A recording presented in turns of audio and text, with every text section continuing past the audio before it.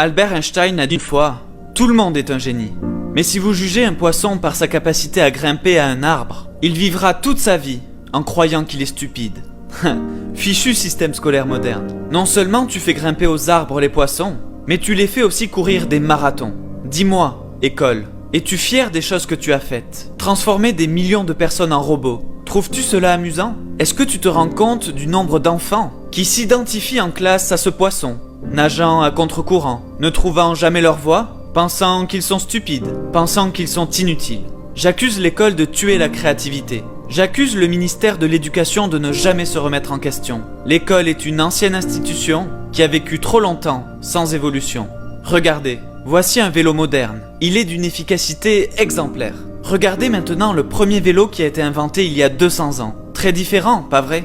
Eh bien, regardez ceci. Voici une salle de classe d'aujourd'hui, et là, une classe que nous utilisions il y a 150 ans. C'est la même chose. N'est-ce pas une honte que depuis plus d'un siècle, rien n'ait changé? Vous prétendez préparer les étudiants pour l'avenir, mais avec des photos comme celle-là, je veux vous demander si vous préparez les étudiants pour le futur ou pour le passé. Je me suis documenté sur vous, et les premiers dossiers montrent que vous deviez former les gens à travailler dans les usines pour plus de productivité. Ce qui explique pourquoi vous mettez les étudiants dans des rôles ordonnés, stricts et nets. Ce qui explique pourquoi vous leur dites « asseyez-vous droit » ou que vous leur donnez seulement 15 minutes pour manger. Pendant 8 heures par jour, vous leur dites quoi penser. Vous les faites rivaliser entre eux pour avoir un A, une lettre qui détermine la qualité des produits. Je comprends, les temps étaient différents, mais aujourd'hui, nous n'avons pas besoin de créer des robots. Le monde a évolué, et maintenant, nous avons besoin de gens qui pensent de manière créative, innovante, avec un sens critique. Tous les scientifiques vous diront qu'il n'y a pas deux cerveaux identiques. Alors s'il vous plaît, expliquez-moi pourquoi vous traitez tous les étudiants de la même façon. Si un médecin prescrivait exactement le même médicament à tous ses patients, les résultats seraient dramatiques. Avec l'école, c'est exactement ce qu'il se passe. Car il y a une mauvaise utilisation de l'enseignement. L'enseignant se tient devant 20 enfants.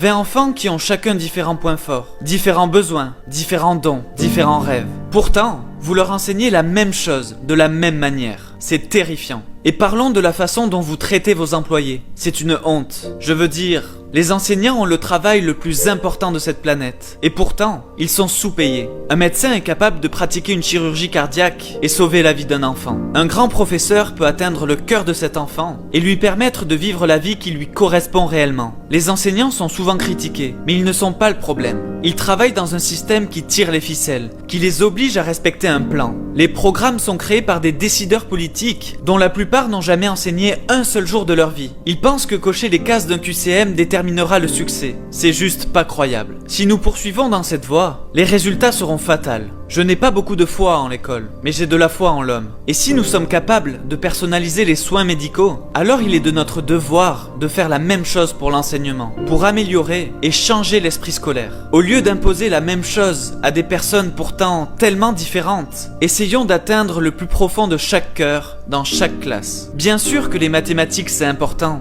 mais pas plus que l'art ou la danse. Accordons à chaque don une chance égale. Je sais que ça a l'air irréaliste, mais des pays comme la Finlande font des choses exceptionnelles. Ils ont des journées plus courtes, les enseignants ont des salaires décents, les devoirs n'existent pas, et ils se concentrent sur la collaboration plutôt que la compétition. Je pense que c'est la bonne voie, parce que bien que les étudiants ne représentent que 20% de notre population, ils représentent 100% de notre avenir. Alors soyons partie intégrante de leurs rêves. C'est un monde dans lequel je crois, un monde où les poissons ne seraient plus obligés de grimper aux arbres. J'ai peut-être tort, j'ai peut-être raison, peut-être un peu des deux, mais c'est mon opinion. J'aimerais connaître la vôtre dans les commentaires. On pourra ainsi échanger dans le respect. C'est dans le dialogue qu'on avance. Je compte sur vous pour me donner votre avis et mettre un j'aime à la vidéo si vous partagez le mien. Prenez tout soin de vous et à tout de suite dans les commentaires.